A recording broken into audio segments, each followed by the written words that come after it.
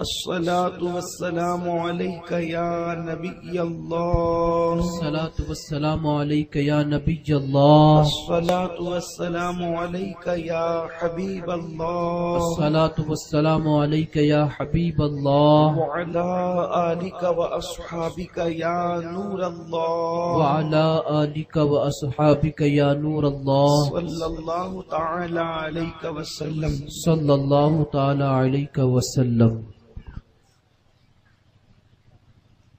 یہ مبارک اور مقدس مہینہ ماہ شعبان المعظم کا ہے، اور اس مہینے کی اور فضیلتیں اگر کچھ نہ بھی بیان کی جائے تو صرف ایک حدیث مبارکہ اس مہینے کی فضیلت میں ثبوت ہے کہ اللہ کے نبی صلی اللہ علیہ وآلہ وسلم فرماتے ہیں شعبان من شہری، کہ شعبان میرا مہینہ. جس مہینے کو اللہ کے نبی صلی اللہ علیہ وآلہ وسلم نے کہا وہ ماہ مبارک کی برکتیں کیا ہوگی. اور جو آنے والی شب ہے اس کو شب برات ہم اور آپ کہتے ہیں.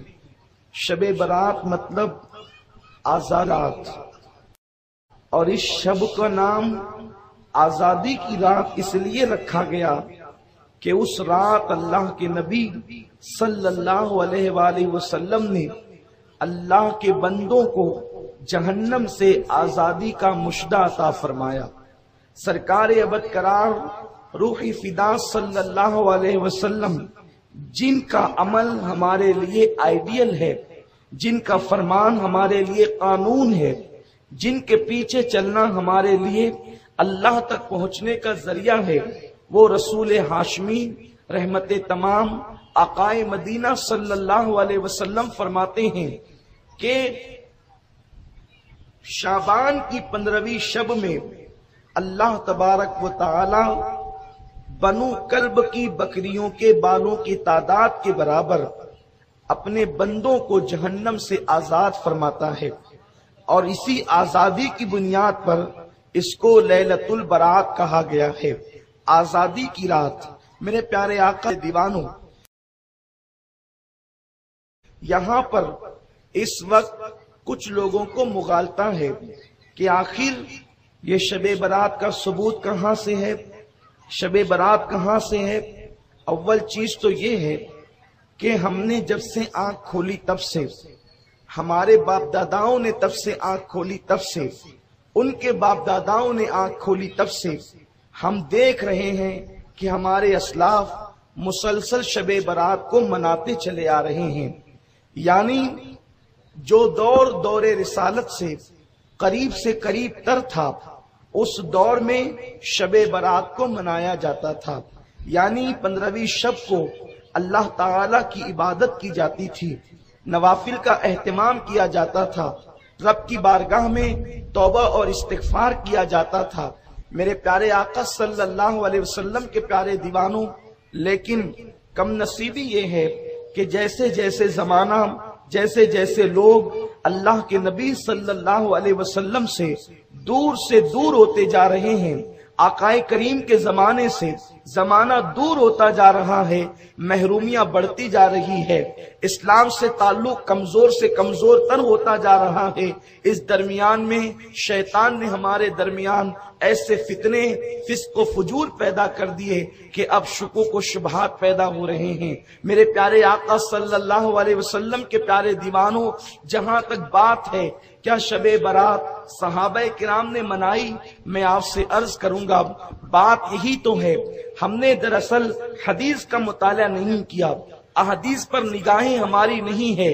اگر ہم قرآن اور حدیث کا بڑی باریک بینی کے ساتھ مطالعہ کریں گے تو پتہ چلے گا.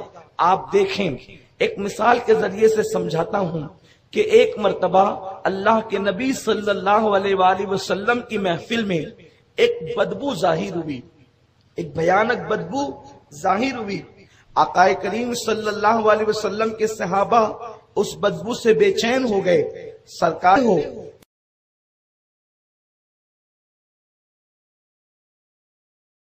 یہ بدبو کس چیز کی ہے؟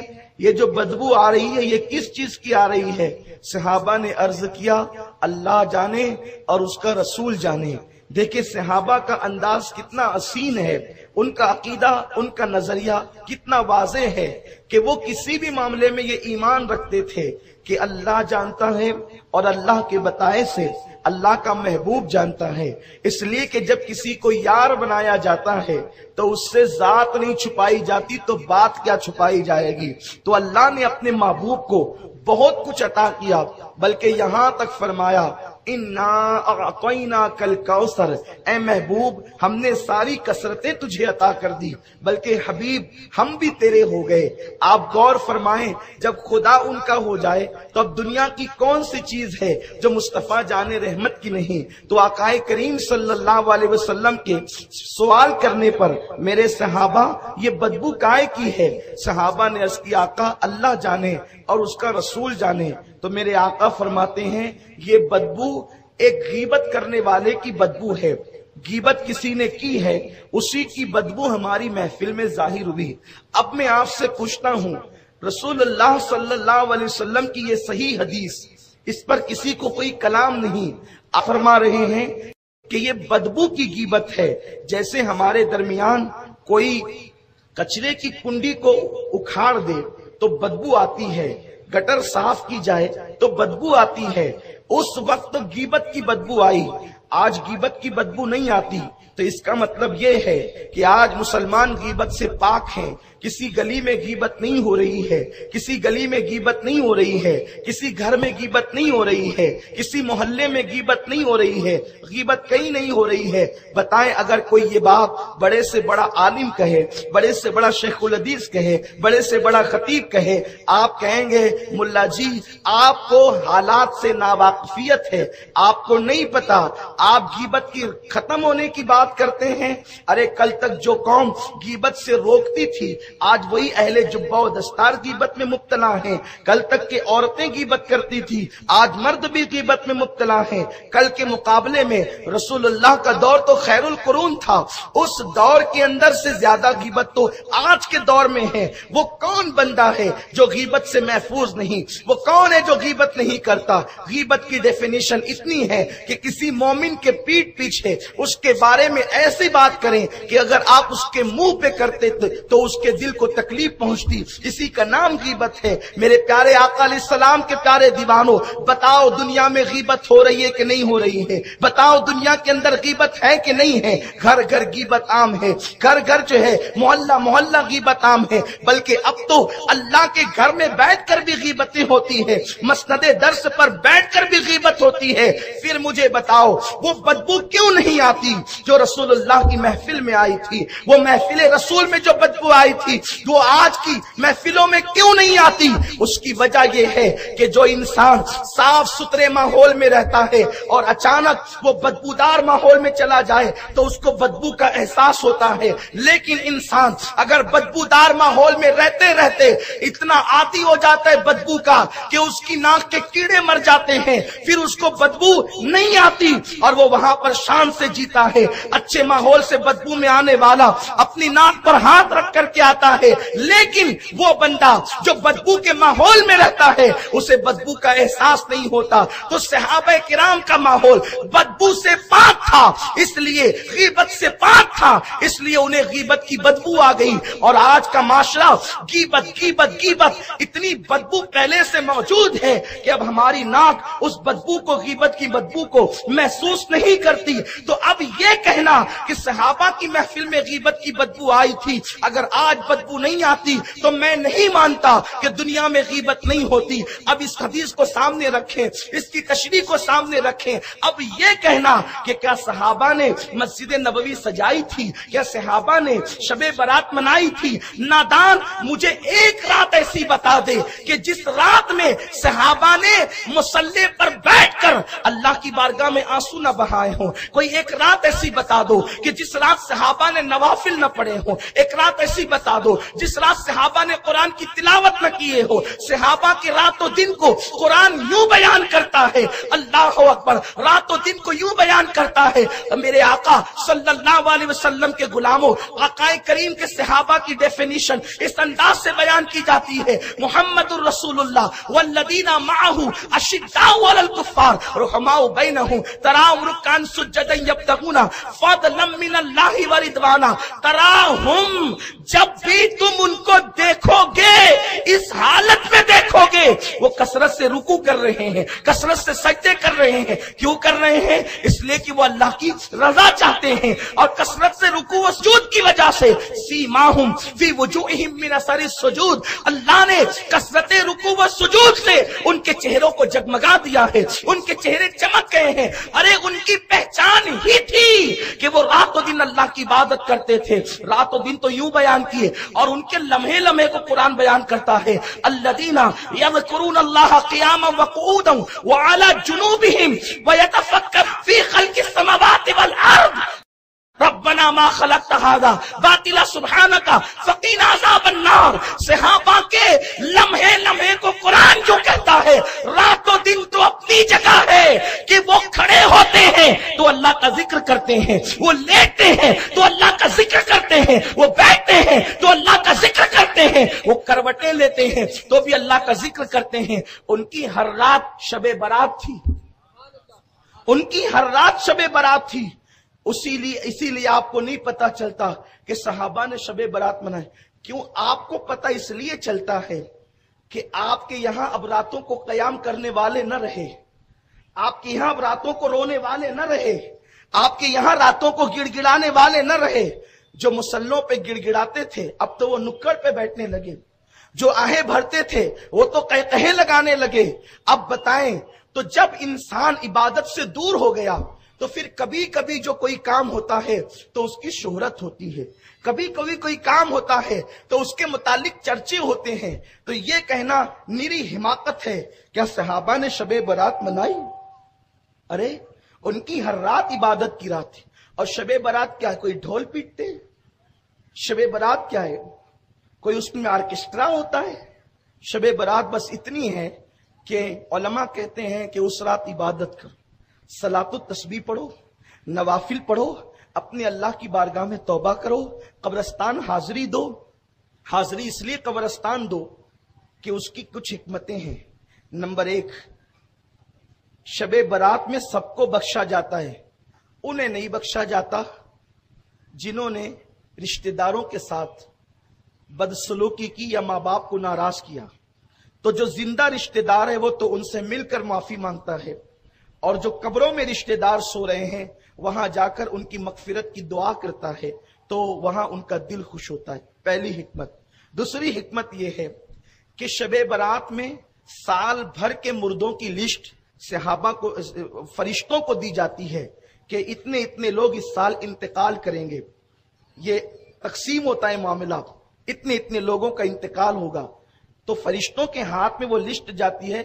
आका फरमाते बहुत से लोग होते हैं जो हंसी कर रहे होते हैं, बहुत से लोग होते हैं जो खा रहे होते हैं, बहुत से लोग होते हैं जो शादी के प्लान बना रहे होते हैं, लेकिन अल्लाह के यहाँ उनके लिए कलम चलता है कि उनका नाम जिंदों से निकालकर मुर्दों की फहरिस्त में लिखा जाता है। तो अब हम उस रात कब्रिस्तान इसलिए रहते हैं ताकि हमारी मौत हमें याद आए, और जब हमारी मौत हमें याद आती है तो हम अपने लिए मगफिरत की दुआ करते हैं, हम तौबा करते हैं, इस्तिगफार करते हैं, अपनी जिंदगी को बदलने की कोशिश करते हैं। बल्कि कितनी वाज़ेह हदीस है जिसको हमारे असलाफ ने अपनी किताबों में लिखा। सरकार गौसुल आजम दस्तगीर लिखते हैं, हजरत अल्लामा जलालुद्दीन सयूती लिखते हैं, इस तरह से बहुत से बुजुर्गों ने लिखा। हदीस ये है कि अम्मा आयशा सिद्दीका का जो लक़ब है, और मुहद्दिसीन ने भी इसको इस एतबार से लिखा, शबे बारात के हवाले से नहीं लिखा, अम्मा आयशा के हवाले से लिखा। अम्मा आयशा का नाम आयशा है, सिद्दीक की बेटी इसलिए सिद्दीका है, लेकिन उनका एक लक़ब है हुमैरा, उन्हें हुमैरा कहते हैं। और ये लक़ब हुजूर अलैहिस्सलाम ने अम्मा आयशा को दिया, क्या? हुमैरा। हुमैरा का मतलब आप यूं कर सकते हैं, सुर्ख रंगत वाली, सुर्ख रंगत वाली को कहते हैं हुमैरा। अब इस पर मुहद्दिसीन ने जो बहस की है कि हुजूर अलैहिस्सलाम ने अम्मा आयशा को हुमैरा का लक़ब क्यों अता फरमाया, हुमैरा क्यों कहा, तो बात यह है کہ اما عائشہ خود فرماتی ہے، راوی کون ہے؟ اما عائشہ صدیقہ، میرے رسول کی محبوب زوجہ اما عائشہ صدیقہ، احادیث میں بڑی باریک نظر رکھنے والی، ہزاروں تابعین کی استاد ہیں، سینکڑوں صحابہ کی استاد ہیں اما عائشہ۔ 1/3 اسلام امت تک پہنچانے والی ہے اما عائشہ۔ اما عائشہ وہ ہے جس کی شان میں اللہ نے سورہ نور کی آیتیں نازل کی۔ اما عائشہ مومنین کی ماں وہ ہے جس کے بستر پہ قرآن نازل ہوا۔ کائنات کی کوئی عورت جناب حوا سے لے کر کے آج تک، آج سے لے کے قیامت تک کوئی عورت نہ پیدا ہوئی ہے نہ پیدا ہوگی جس کے بستر پہ قرآن نازل ہوا۔ یہ اما عائشہ کا بستر ہے کہ حضور اس بستر پہ موجود ہوتے اور اللہ کا کلام نازل ہوتا۔ یہ بھی میرے نبی کی شان ہے۔ موسیٰ اگر توریت چاہیے طور پر آ کر لے جاؤ، عیسیٰ انجیل چاہیے فلاں مقام پر آ کر لے جاؤ، لیکن قربان میرے مصطفیٰ کی شان یہ ہے، محبوب قرآن چاہیے تجھے نہیں آنا، تو جدھر جائے گا قرآن بھی تیرے پیچھے پیچھے آئے گا، قرآن تیرے پیچھے آئے گا۔ محبوب تو حرم کعبہ میں ہوگا تو قرآن وہاں بھی آئے گا، تو مدینہ طیبہ میں ہوگا قرآن وہاں بھی آئے گا، تو احد میں ہوگا قرآن وہاں بھی آئے گا، تو بدر میں ہوگا قرآن وہاں بھی آئے گا، حتیٰ کہ تو عائشہ کے حجرے میں بستر پہ آرام کر رہا ہوگا قرآن وہاں بھی آئے گا۔ لیکن قرآن تو اللہ کا کلام ہے۔ آپ توجہ فرمائیں اپنے نبی کی شان کیا ہے۔ سب سے بڑا مسئلہ یہی ہے کہ اس امت نے اپنے نبی کے مرتبے کو فراموش کر دیا۔ بس پتا نہیں یہود و نصارہ نے کیسے کانٹے تمہارے درمیان بو دیے، اب تمہارے اندر ملاپ کی کوئی گنجائش نظر نہیں آتی، اتنی گندگیاں بو دی گئی، اب ایک دوسرے سے ملنے کا کوئی وقت تمہیں نہیں ملتا، اس لیے کہ یہود و نصارہ کی فکر تھی مسلمانوں کے دل میں نبی کے لیے شکوک و شبہات ڈال دو اور اس قوم کو نبی سے اتنا دور کر دو کہ یہ قوم ٹکڑیوں میں بٹ جائے، یہ قوم فرقوں میں بٹ جائے، اور تمہیں فرقوں میں بانٹ دیا گیا۔ مسلمانوں فرقوں میں بٹنے کا وقت نہیں ہے، اس وقت تو نبی پاک صلی اللہ علیہ وسلم کو اللہ نے جیسا بنایا ہے اس عقیدے پر متحد اور متفق ہونے کا وقت ہے۔ زمانہ تمہیں مٹانے کے چکر میں ہے، بیت المقدس خطرے میں ہے، حرمین شریفین خطرے میں ہے۔ اس وقت ٹکڑی اور فرقوں میں بٹنے کا ٹائم تو نہ تھا، اس وقت تو وقت وہ تھا کہ ابو بکر و عمر، عثمان و علی کا، سعد و سعید کا، طلحہ و زبیر کا جو عقیدہ تھا، تم اپنے انانیت کے بت توڑ کر صحابہ کے عقیدے پر آ جاتے اور ہاتھ میں ہاتھ ملا کر اسلام کا جو ہے وہ تحفظ کرتے۔ لیکن ہائے تمہارے درمیان ایسے پیٹ کے پجاری پیدا ہو گئے جو تمہیں ملنے نہیں دیتے، ملنے سے تمہیں روکتے ہیں۔ اگر تم آگے بڑھتے ہو حق کی طرف تو کبھی شرک کا خوف دلایا جاتا ہے، کبھی بدعت سے دھمکایا جاتا ہے۔ یاد رکھو، آپ دیکھو اپنے نبی کی شان کیا ہے۔ اللہ اکبر، توریت صرف توریت ہے اور اس کے علاوہ اس کا کوئی نام نہیں ہے، لیکن قرآن اللہ کا کلام ہے۔ اس کی کچھ صورتیں مکی ہیں، کچھ صورتیں مدنی ہیں۔ لوگ کہتے ہیں یہ مکی مدنی صورتیں کیا ہیں، مکی مدنی صورتیں کیسے ہو گئی؟ ارے وہ تو کلام اللہ کا ہے، اللہ مکان سے پاک ہے، نہ اللہ مکی ہے نہ اللہ مدنی ہے، پھر اس کا کلام مکی مدنی کیسے ہو گیا؟ تو سنو، مفسرین جواب دیتے ہیں کہ جب تک نبی مکے میں تھے دنیا انہیں مکی کہتی تھی، تو جو قرآن کی صورتیں نازل ہوئی اللہ نے کہا محبوب جب تک تو مکی ہے میرا کلام بھی مکی ہے، اور جب ہجرت کر کے مدینے چلے گئے محبوب اب تم مدنی ہو گیا تو میرا کلام بھی مدنی ہو گیا۔ سبحان اللہ، اپنے کلام کا نام بدلتا ہے، جب تک تو مکی تھا کلام مکی تھا، تو مدنی۔ اس سے بڑی بھی کوئی محبت اس رسول کو اب تم تولنے چلے جس کے مکی ہونے پر خدا نے کلام مکی کیا، جس کے مدنی ہونے پہ اپنا کلام مدنی کیا، اب اس نبی کو تم تول رہے ہو۔ کون تول رہا ہے؟ پان دکان والا۔ کون تول رہا ہے؟ ٹھیلا لگانے والا۔ کون تول رہا ہے؟ کرانہ دکان والا۔ کون تول رہا ہے؟ جسے سہائے ستہ کا نام لینا نہیں آتا، جو سہائے ستہ کو سہائے ستہ کہتے ہیں، امام بخاری کا نام جنہیں نہیں پتا وہ نبی کو تول رہے ہیں۔ وہ خدا ہو کر کہتا ہے محبوب میں تو زمان و مکان سے پاک۔ دیکھ رہے محبت کا تقاضا تو دے، خدا ہو کر کلام کا نام بدلا، خدا ہو کر کلام کا نام بدلا اور بتا دیا کہ دیکھو میں اللہ ہو کر اتنا پیار کرتا ہوں، تجھے بندہ ہو کے کتنا کرنا چاہیے، وہ بے نیاز ہو کے اتنا پیار کرتا ہے، تجھے کتنا کرنا چاہیے۔ لیکن افسوس، ٹکڑیوں میں مت بٹو، حق کی طرف آؤ، حق کے متلاشی بنو، سچائی کی طرف آؤ۔ اس لیے کہ اگر آپ یہ کہتے ہیں کہ کسی حدیث میں شب برات نہیں ہے، میں کہتا ہوں یہ کہنے کا حق تو ابو بکر صدیق کو، ابو بکر صدیق کے سامنے بھی نہیں تھی۔ وہ لوگ تو یہ کہتے ہیں واللہ ورسولہ عالم، صدیق کہتے ہیں اللہ جانے، اللہ کا رسول جانے، اور آپ کہہ رہے ہیں جنہیں استنجا کی سنتیں نہیں معلوم، کسی حدیث میں نہیں ہے۔ میرے پیارے تو نے حدیثیں کتنی پڑھی یہ تو بتا، کون کون سی پڑھی یہ تو بتا۔ اما عائشہ تک کے ہر حدیث نہیں پہنچی، جو جان نازل ہوا اس تک سب حدیث نہیں پہنچ۔ سیدہ کائنات جس کے لیے رسول اللہ نے فرمایا الفاطمہ بدغۃ منی، جگر کا ٹکڑا ہے، اس سیدہ فاطمہ تک ہر حدیث نہیں پہنچی، کیونکہ حضور علیہ السلام حدیث ہیں، آقا جہاں بیٹھ گئے کہنے لگے، جو کہہ دیا وہی حدیث ہو گئی۔ اب ہر جگہ تو ہر صحابی ساتھ نہیں تھا۔ مسلمانوں ایمان کی حفاظت کرو، اٹھا کے زبان تالوں کو نہ لگا دو، یہ غالب کا دیوان نہیں ہے، یہ میر کا دیوان نہیں ہے، ال کی شاعری نہیں ہے کہ آپ بے لاکھ تفسیریں کرتے پھریں۔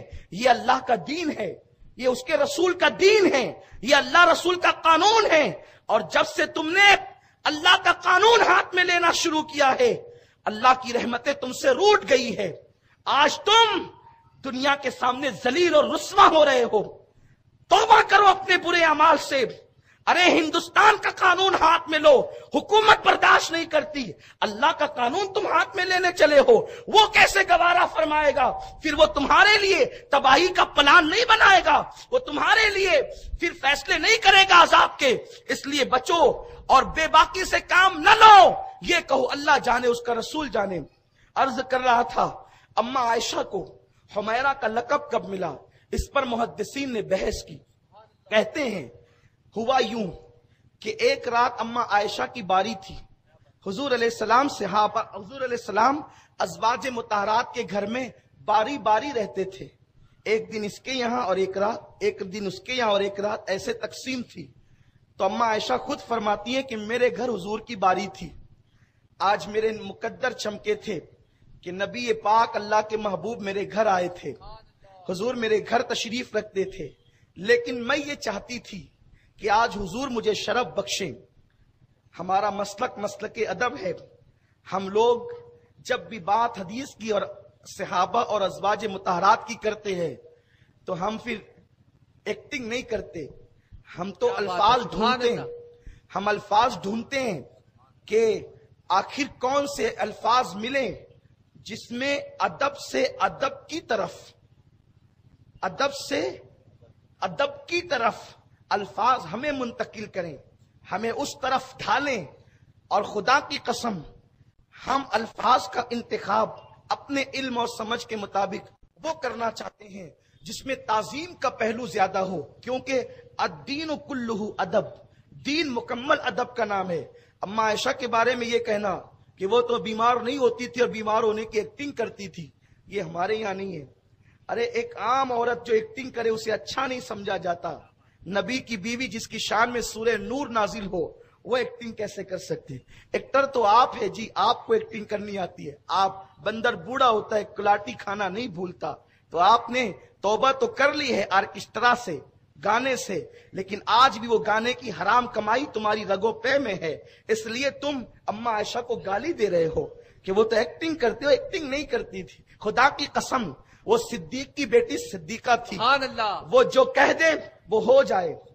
اما عائشہ کی شان یہ ہے، میرا عنوان وہ نہیں ہے، لیکن چونکہ ہمارے اپنے نظریات ہیں، ہم گفتگو کرتے ہیں تو ہم چاہتے ہیں کہ उम्मत के दिल में सहाबा का, अजवाज का, हुजूर का अदब पैदा हो। जिंदगी का मकसद ही यही है, और अल्लाह ने दीन इसीलिए भेजा कि तुम उसके नबी की ताजीम और तौकीर करो, और जो लोग उसके नबी से जुड़ गए हैं उनका भी एहतराम करो। उठाए कुरान, लितुमिनु बिल्लाहि व रसूलिही व तुअज्जिरूहु। ईमान लाने के बाद पहला फर्ज कुरान कहता है नबी की ताजीम करो। पहला फर्ज ईमान के बाद ताजीम है। ताजीम है तो सब कुछ है, ताजीम नहीं है तो कुछ नहीं है। एक बंदा माँ को खिलाए पिलाए कपड़े पहनाए सब करे, लेकिन फिर उसकी बदबख्ती का जिक्र भी करे, उसकी गीबत भी करे, तो कहेंगे कि ये वफादार बेटा नहीं है। तो बहरहाल अम्मा आयशा सिद्दीका कहती है, मैं चाहती थी कि हुजूर मुझे शरफ बख्शे, और उनका शरफ बख्शना क्या था? अल्लाह अकबर, वो नालैन रख दे अर्श पर तो अर्श की मेराज हो जाए, और वो अम्मा आयशा को शरफ बख्शे तो आयशा के मर्तबे कहां तक बुलंद होते हैं, इस तक हमारी रिसाई नहीं है। कहती हैं, मैं यही चाहती थी, लेकिन मैंने देखा कि हुजूर मेरे बिस्तर से गायब हैं। अल्लाह के हबीब गैब दा नबी मुझे इत्तला दिए बगैर मेरे बिस्तर से गायब हैं। मैंने हुजूर को अपने बिस्तर पे टटोला, मैं हुजूर मेरे बिस्तर पे मुझे नजर नहीं आए। मैं उठी और मैंने सोचा कि कहीं मुझसे कोई खता तो नहीं हो गई, मुझसे कोई लग्जिश तो नहीं हो गई, मैंने कोई गलती तो नहीं कर दी कि हुजूर मुझसे नाराज होकर किसी और उम्मुल मोमिनीन, किसी और ज़ौजे मोहतरमा के घर गए हों। तो चूंकि आजकल जो हुजूर अलैहिस्सलाम का मजार है उसी गली में तमाम अज़वाज के हुजरे थे, बहुत दूर जाना नहीं था। अपने हुजरे से निकली, उस हुजरे से जिसमें आज आका आराम फरमा रहे हैं, उसी वही हुजरा अम्मा आयशा का था। उससे निकली, बाजू में गई, हुजूर है नहीं। उससे निकली, बाजू में गई, हुजूर है नहीं। उससे निकली, बाजू में गई, हुजूर है नहीं। तमाम अज़वाज के घर में आका को ढूंढ लिया, आका नहीं मिले। कहती हैं, फिर मैंने कदम बढ़ाए और मैं कब्रिस्तान की तरफ चली। जब मैं कब्रिस्तान में पहुंची, मुसलमानों का कब्रिस्तान जो मदीने मुनव्वरा का था, जिसका नाम जन्नतुल बकी है, जिसको बकीउल गरकत भी कहते हैं, वहां मैंने देखा कि कोई वजूद खड़ा है और वह वजूद खड़े होकर आहोजारी कर रहा है। जब मैं आगे बढ़ी, हुजूर को मैंने पहचान लिया कि आका रो रहे हैं और अपनी उम्मत के लिए मगफिरत की दुआ कर रहे हैं। कब्रिस्तान में अल्लाह के नबी जाकर वहां हाथ उठाकर मगफिरत की दुआ कर रहे हैं उम्मत के लिए। कौन कह रहा है? ये अम्मा आयशा कह रही है। अगर कब्रों की तरफ हाथ उठाकर अल्लाह से दुआ करना ये शिर्क है, तो नबी के लिए आपका ख्याल क्या है? बयान करने वाली अम्मा आयशा है और अल्लाह अकबर नकल करने वाले मुहद्दिसीन है। अम्मा आयशा कहती, जब मैंने